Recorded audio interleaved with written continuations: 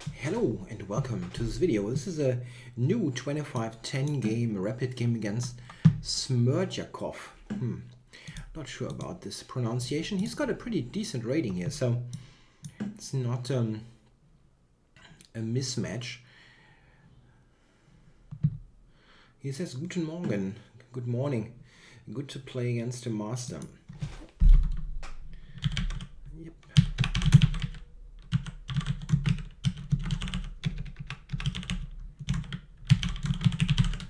Yeah. Okay, so we're going to see what happens. He says, I would be grateful if after the game you could give me any advice on the game. Yeah, this is basically given with the video. So I'm going to...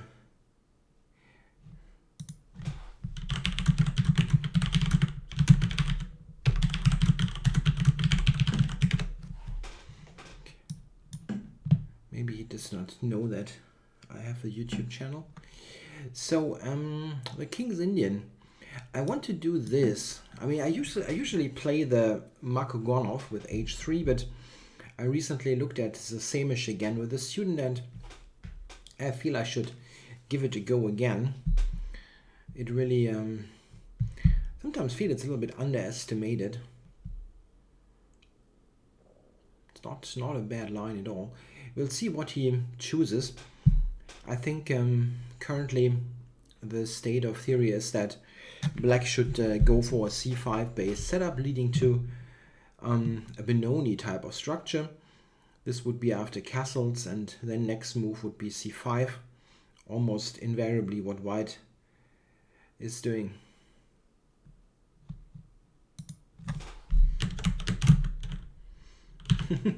I have a nice chat here. He didn't know that this is going to be on YouTube, but said I should put up a good fight on then. Yeah. Well, you always should. But if some people are watching. Okay, so we get the mentioned Benoni. Bishop e3 is a good alternative, but the immediate d5 is what I recently looked at a bit. There's one line precisely where I'm not quite knowledgeable. This would be if he now takes on d5, c takes, and now a6, a4, knight h5, or knight h5 immediately. This is a strange looking move, but this is something where I only know that it exists and that I should probably study it if I decide to employ the Sämisch again on a more serious level. But I don't really know stuff here. I'm pretty happy if he plays knight bd7 or rook e8 or something like that. I think those moves can be played, or White can handle those moves without too much specific knowledge. I mean, at least I think I would manage to get something decent out of that. Knight h5 is very tricky though. Okay, went h5. This is of course also possible. A question here is, do I go bishop e2 here and allow h4? This is definitely possible. The alternative is maybe bishop to g5, trying to stop the h pawn from moving. Yeah, like queen b6 could be an answer. Queen d2, knight h7. This kind of business.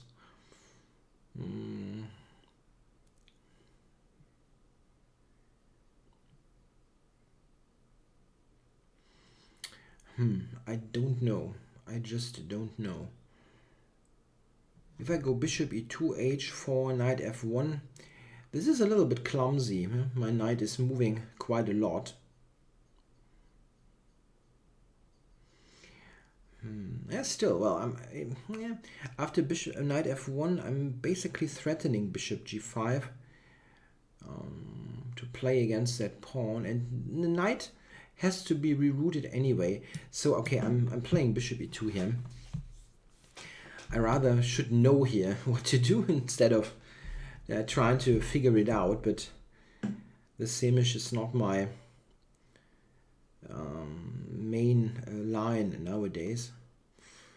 That's an interesting choice. If I castle, I think he's going to check me on d4, king h1 and then h4, and my knight is suddenly trapped. Interesting. So what do I do? Bishop e3 looks very, very normal. h4, knight back to f1. Yeah, that looks... yeah, I think I should do that.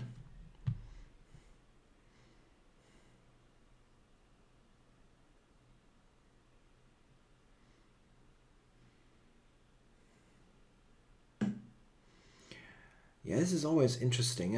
Black can always insert this move, and white will almost, without any particular thought, play a4.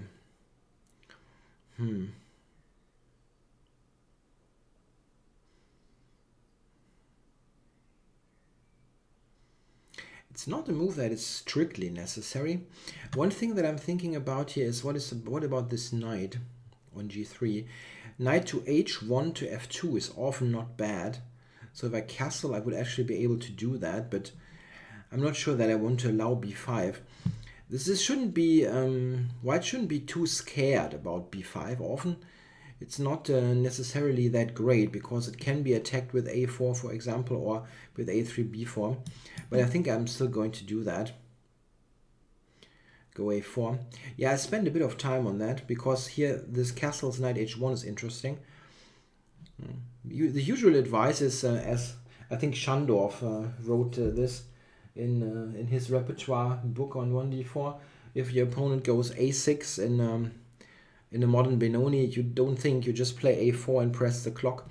This is a very good practical advice because probably more than 90% of the time, just playing a4 will be a good choice. This is surprising. I think he should have played h4. Tough to say. I mean, knight f1 to d2 also has its points, but I'm reasonably happy to put the knight on h1 to f2. It supports the center very nicely. And from f2 it sometimes can go to h3 to f4 in case of the f-pawn moving. Black often will play h4 and f5 in this position, or in this type of position. It looks very loosening on the king side, but black is absolutely in need of some counterplay against white's pawn chain. If he just sits there and does nothing, his position will be quite problematic because of lack of space and clear ideas what to do actively.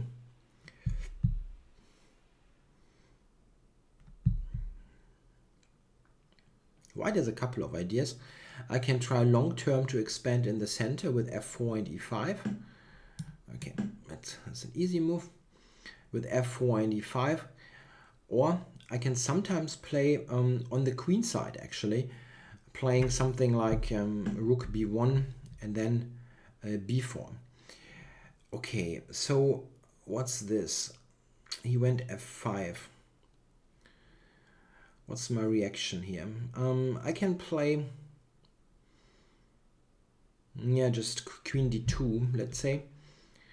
Complete my development. I don't think knight f2 makes so much sense. He's got f4. Well, even that isn't so clear, but I don't really like him to play f4. So queen d2 is something that I could do. And basically wait for his next move. I can also take immediately on f5, also possible. But queen d2 looks very normal. If he takes, knight takes, should be fine. Sorry for the swish noise now. I need a little bit of drink here for a longer game.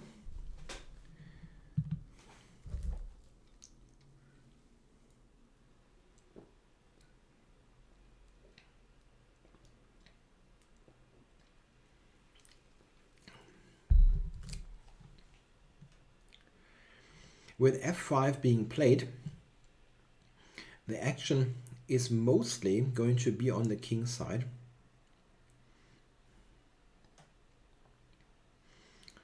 Because of the weakened squares. Black has lots of pieces though on the king side. It's not like I'm going to checkmate him quickly, but in general it will be more like king side play now. Black is not going to try some b5 or anything like that. That's not going to happen. Yeah, what is he going to do here? Interesting. Could try to force through this f4 move with things like queen to f6 maybe. Not queen to f6. I will probably take on f5. Yeah. It's very, very difficult position. When I was still playing the King's Indian with black, I played other setups against the Sämisch. I played knight c6 and a6 quite often, and sometimes a6. Yeah, this is a move that I was thinking could be quite interesting, because my knight is on h1 here.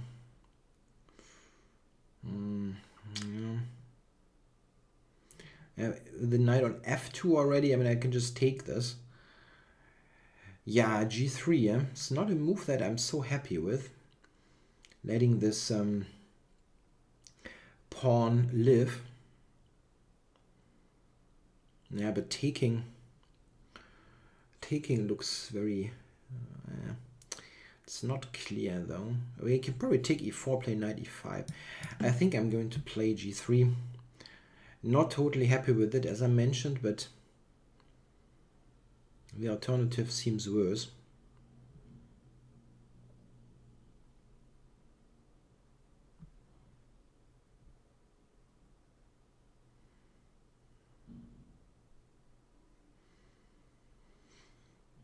Could have done something different there.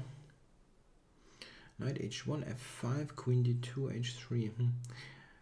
Well, queen d2, that was his f4 idea. So queen d2 seemed almost mandatory. Yeah, well, anyway, I'm not sure that this is bad. I'm just not so happy with this. What is he going to do? Maybe just knight to e5.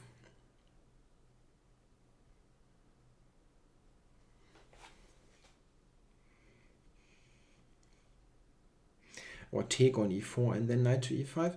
If he takes on e4, I'm going to take with the knight. Pawn takes e4 from white. Gives black this e5 square forever and ever. I don't think that I want that. Yeah, but this looks very okay for black here somehow. I wonder.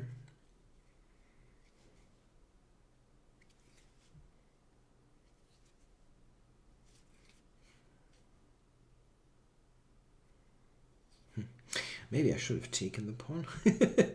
It's always tricky to have such a pawn on h3 here in your camp.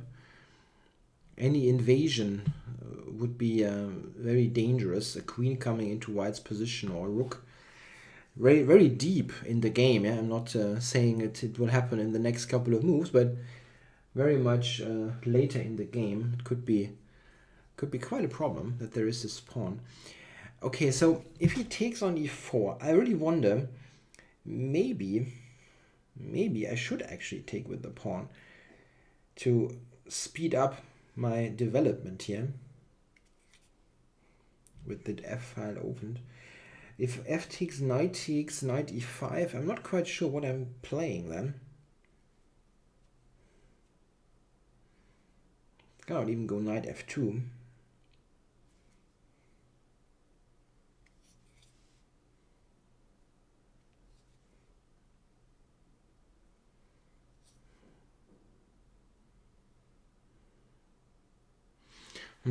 Well, he has some other alternatives, of course. Instead of taking on e4,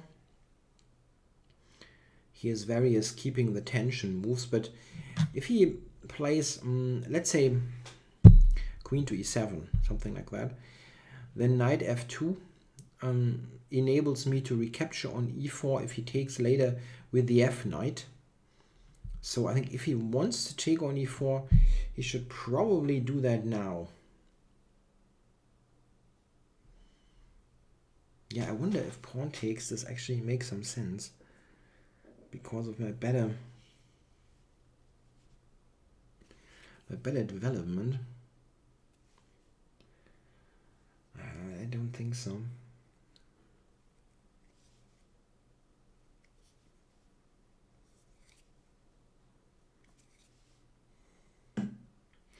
So he immediately plays this move. Okay, that cannot be completely bad or anything. So what now? I think knight f2 looks very logical. Being able to take on e4 with the knight. I can also take on f5. This is actually making quite some sense. Yeah, why not actually? Isn't that good actually? I take it, bishop takes, knight f2.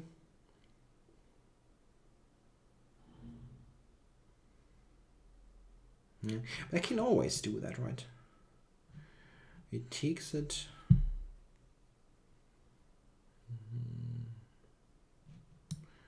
Yeah, okay.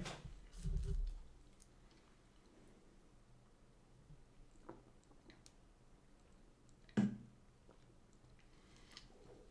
now he captures him.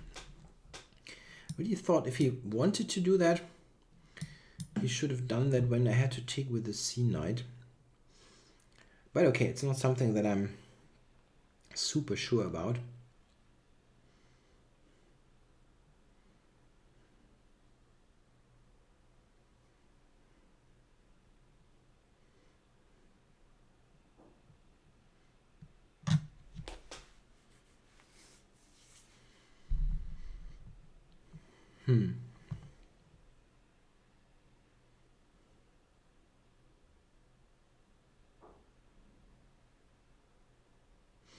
I have to say that I'm always a little bit skeptical about the type of position that black has here, simply because he has weakened his king position so much long term, yeah, with the pawns being advanced and so on. I mean, he has lots of pieces around it, so it's not something that can be punished quickly, but I'm always kind of skeptical about that, at least from a purely objective point of view. In a practical game, things are always a little bit more, or let's say less straightforward. Activity compensates for a lot if you have structural weaknesses. So what happens here? Bishop h6 is a possibility sometimes here, trading off his fianchettoed bishop, which is a good defender of the king.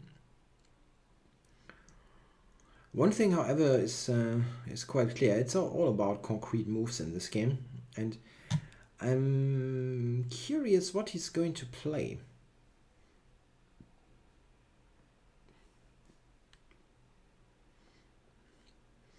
One thing is, if he tries bishop f5 in this position, I might go g4 and encourage him to trade, because if he takes, then my knight on e4 will be excellent. And in turn, if he challenges this with knight f6, I have knight g5 to e6, this kind of thing. Bishop f5, g4, bishop takes e4 weakens the light squares a lot. Okay, so why am I not able to take on d6?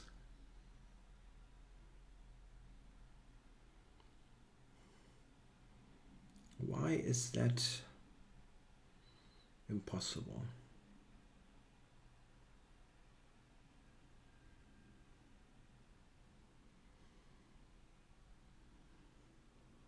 I kind of refuse to believe that he just blundered this pawn. But what is the point?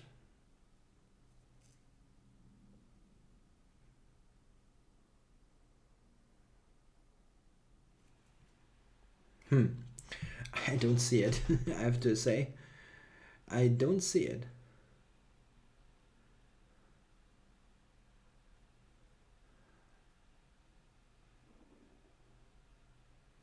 Knight d6. I mean, what is there? Yeah, with knight d6, I'm simply, yeah, I'm even attacking b7. So, I mean, he has to do something real quickly. There is no way of, I mean, he can attack the knight with queen to b6, but I just go back to e4 and I don't see it. Queen f6 doesn't work. Queen e7, I'm going back. There is no tactic on e4. Sorry, I don't get it. I think I can just take it. What is the deal?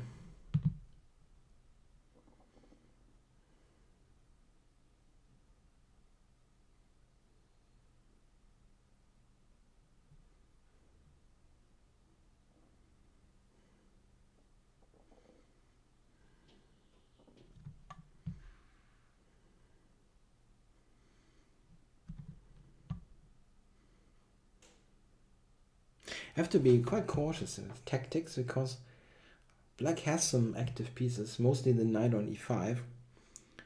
So those Benoni types of positions, they are notoriously tricky. So I simply didn't see why I couldn't take it. It's also, I mean, I'm threatening knight b7, knight takes c5 very, very strongly. So it's not like he can play any move and play a pawn down. It's also the whole structure crumbles.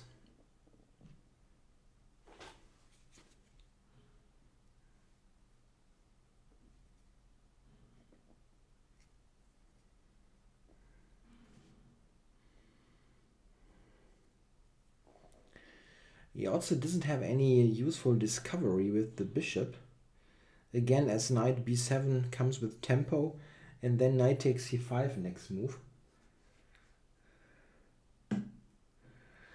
Okay, so here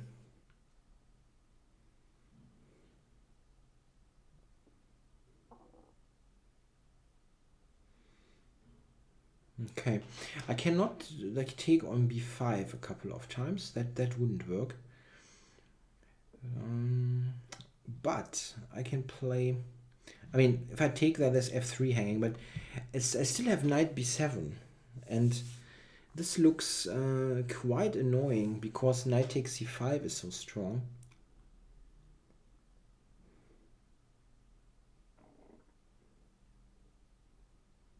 Yeah. Okay, this is probably strong.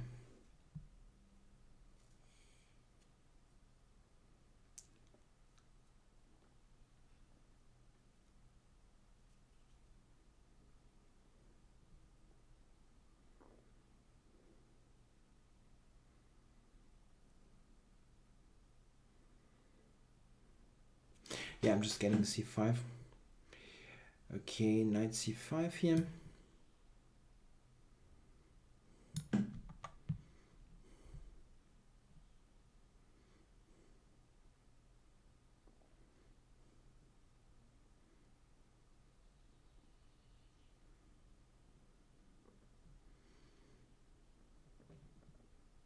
In case of b4, I have knight 3 to e4.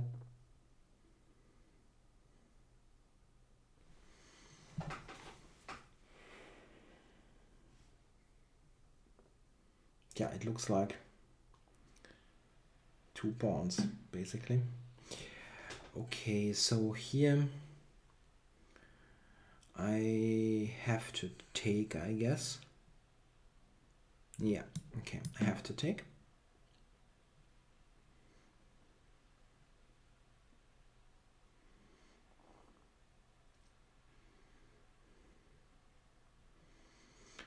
any trickery going on here. He has to recapture. I can definitely, I mean, I can investigate d6 after that. Kind of wonder about the time spent here. Bishop c3. It's the only intermediate move that I can see, and it shouldn't work because of d6.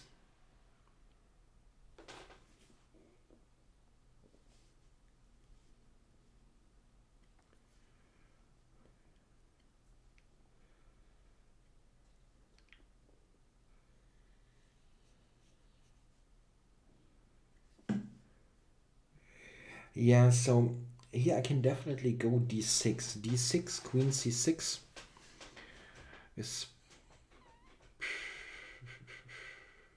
going to be good.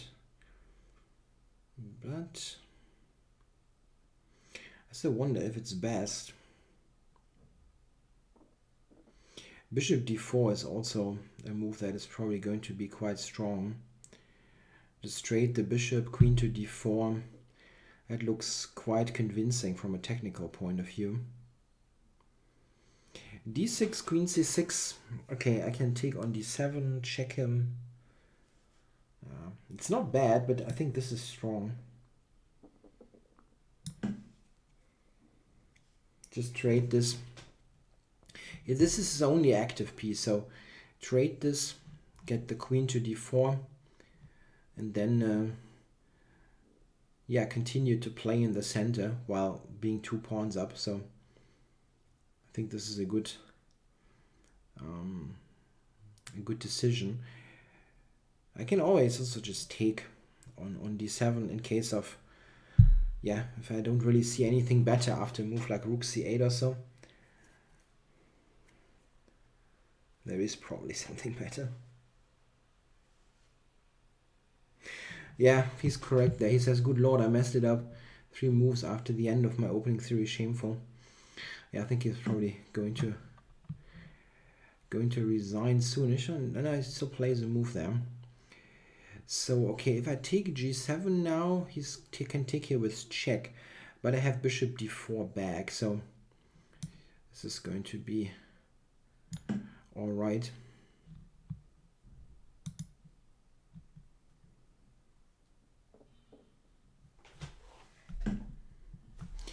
Okay, takes it.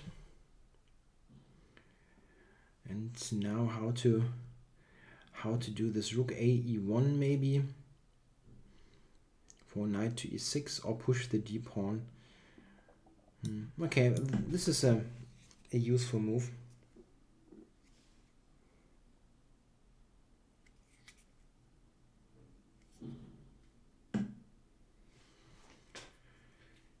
Okay, I guess d6. Yep. Let's use this pawn. That also allows queen d5 or knight d5, depending on the circumstances. Whoa. I wanted to say I can take it, but maybe not. Still have to be a little bit wary here, so not stumbling into some stupid trick. However, if I take it here, like, okay, rook e8, d7, rook d8, queen takes g5, queen d4 check, king h1. I'm attacking this rook.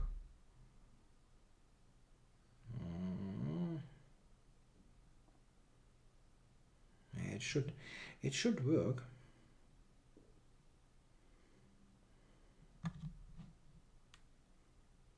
Can also play, no, okay, d7, he takes on e1. So, okay, let's do it.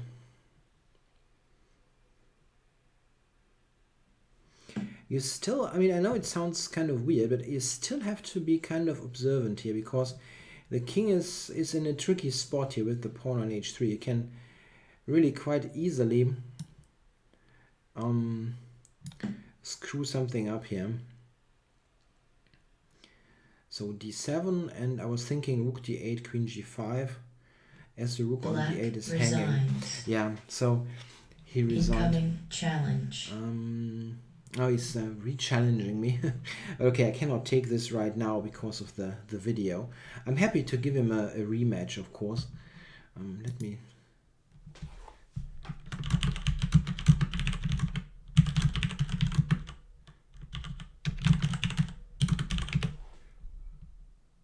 Okay, so let's have a recap of this game. We had the Sämisch King's Indian, and one thing that I mentioned, a line that I think is quite interesting, is black going for this idea.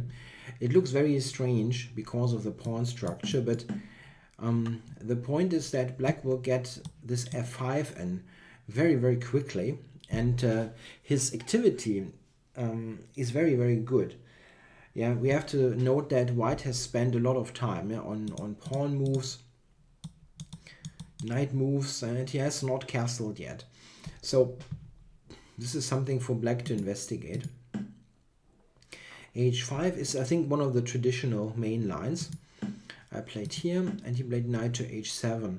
Yeah, h4 was possible. Then I'm going to go here, and the knight sometimes has a good way of rerouting itself. Of course, it has spent lots of time, but black with the h-pawn also has changed his position in a way that is not just positive. So still it's okay probably for black to do it. Knight h7, I think bishop e3 makes sense. It's important to see that I cannot castle here because of the check. Check. Yeah, like here I'm blundering a full knight. Interesting is, by the way, I have the engine on here, and it says rook f2 could be interesting. Yeah, it's funny, yeah, what the engines nowadays evaluate. Yeah, Stockfish Check. evaluates this position as just slightly better for black. Yeah, minus 0.4. Of course, only after a couple of seconds of calculation, but still, yeah, it's an exchange. And the engine basically acknowledges that the fianchetto bishop is very, very, very important here for black. Okay, still that's probably a somewhat weird idea. Now a6 was played. I went a4. I was thinking about this for a moment because I felt that it's quite nice that I can get the knight rerouted here. Like b5, knight f2. I don't think this is particularly bad for me. So it's an alternative. You can often play in this kind of fashion to attack this pawn structure. But okay, a4 is the conventional decision, and he went knight d7. Yeah, this is the alternative again, where I'm getting the knight over here. Can debate about that. Is that better for white in comparison or not? I always think that those positions are at least reasonably murky. Yeah, I mean, if you just this kind of thing, maybe white is better. I mean, but this is a very, very complicated and active position for black, so I wouldn't be sure at all what to make of it. So we had knight d7, castles, h4, and now I could go here, and he went f5. Yeah, the thing is, I went here and then h3 was coming. I didn't like it so much. It's still interesting to consider this because I'm not entirely sure how good f4 actually is. The thing is, this is of course securing the e5 square for black, but on the other hand, the king side is going to be totally closed. The pawn chain here is very solid now, and white still has ideas on the queen side with sorry, that was a wrong arrow, with the later b4. So even though something like this might happen, yeah, with black having nice looking pieces, I'm still not sure if probably white is just better, yeah, with knight a4, rook b1, b4, and something like g5, for example. If he does that, I'm just going to well, here maybe knight to g3. Yeah, well, g5 is not threatening anything, to be honest. So it's a pretty bad move. Yeah, well, knight a4, b4. I'm going to get this in. I think this is quite okay for white. So maybe knight f2 was a good alternative. Queen d2. Yeah, now I thought here he should take immediately and not allow me to play knight f2 so that I can take on e4 with the f knight.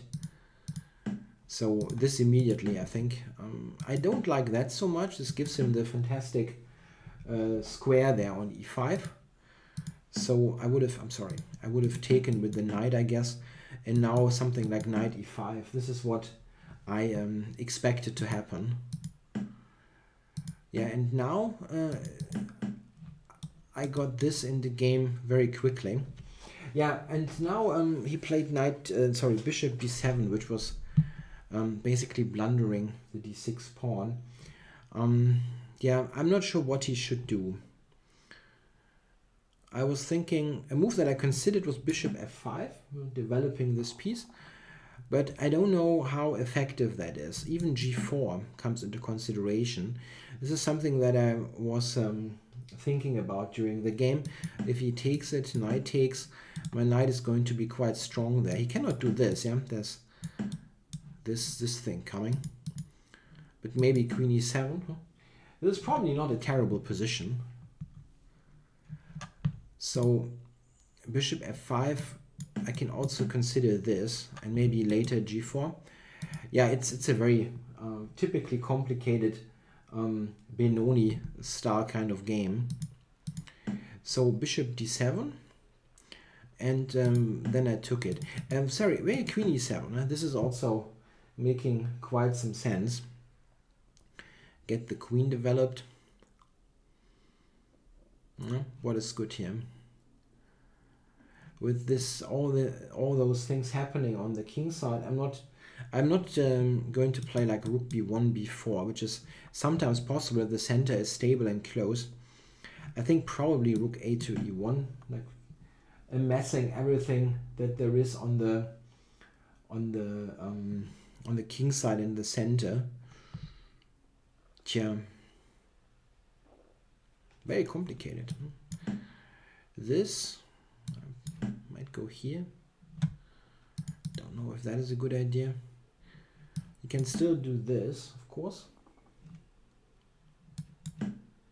Maybe just drop back. It's very tough, but this is probably how it should be played. And here, after 96, it's basically game over. It's a pawn just by material, but also the position is crumbling completely. Something like this is, for example, falling apart very quickly. Yeah, I tried this. Yeah, engine wants to take on c5 immediately, but this is certainly also good. Grabbing a second pawn and having d6 also. Yeah, knight c4 is going to be taken. And now, yeah, there are a couple of options. d6 is certainly also okay, but bishop d4 is quite logical. Yeah, if you can trade off the best piece that the opponent has, it's usually a good idea. So here, he took this. Taking check. Here doesn't help. Yeah, I'm going back and have a fantastic bishop. So this, and centralize this rook. Yeah, he always had this, by the way, but it doesn't really matter much. I can go queen d4, like this, for example. Okay, rook e8, and now I went with d6, knight g5. Yeah, and this is ending the game. If he goes rook d8, I can, oops, I'm sorry, rook d8, I can actually just take. Check. This is just one check, and it doesn't continue. But always be careful. If you have such a pawn in your camp, there are always some kind of ideas for the black player, and can easily be tricked. Yeah, but here nothing much happened after d6. He only has one check, and then things clarify. So basically, it was knight takes d6 that he just missed there. Yeah, probably, maybe it didn't help that I told him that it's on video, but the way he asked me what about the game, yeah, I had to tell him basically. Okay, I hope you enjoyed this video. Thanks for watching.